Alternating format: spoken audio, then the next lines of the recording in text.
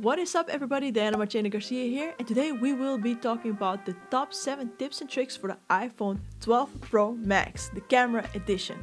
I have made a part 1 of this video where the focus was on general features. If you haven't seen that video yet, I would highly recommend to go watch that one after this one to get the most out of your iPhone. Number 1. The first couple of things that I want to talk about are the gestures and controls. When you have your camera on photo mode, you can obviously tap once to take a photo, but you can also hold the shutter button to make a short video. If you hold and swipe to the right to the lock icon, it will continue filming. If you swipe to the left and hold, it will take pictures in burst mode. What I also want to mention is that you can use the volume button as the shutter.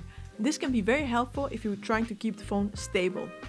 The default setting is that you can use both volume buttons as a shutter, but if you go into the settings to camera, you can set up the volume up button for burst mode. Number 2, this is the view outside the frame option.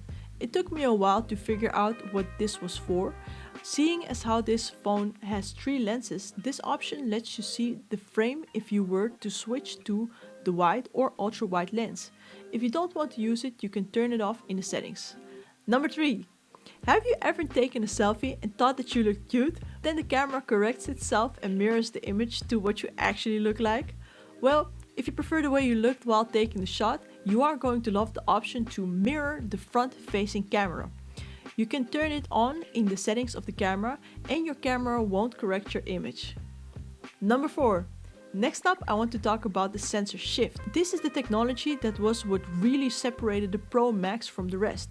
This is basically stabilization that comes from the lens shifting inside the camera. Here I was running to make this shot and I was really impressed with the stabilization.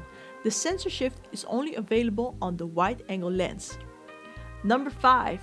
Number 5 is the option to shoot Apple Pro RAW on your iPhone.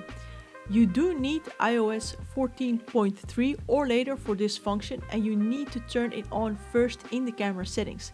You will then see it in the top right corner of your camera, and so far it is only available in the photo mode. It does produce images that are about 25 MB, which is pretty large for a photo. And an Apple Pro RAW picture is not completely the same as a RAW image, as they do add a small amount of processing. 6. Of course, this list wouldn't be complete without mentioning the Dolby Vision HDR.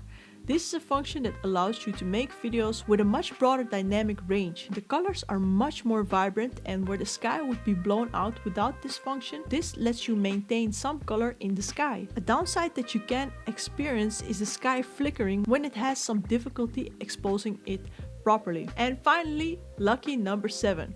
What I want to talk about is the LiDAR. This technology works by scanning the environment, and based on how fast the lights return to the scanner, the LiDAR technology determines how far an object is from the camera. This is a cool function you can use to improve your photos in night mode and creates a better background blur for a more professional look. So that was it for this video. I hope you enjoyed. If you did, a big thumbs up would be really appreciated. Let me know down in the comments which of these features you liked most, and if you have any that weren't included in the list that you would like to share with the rest of us. Subscribe if you haven't already. I upload new videos every week.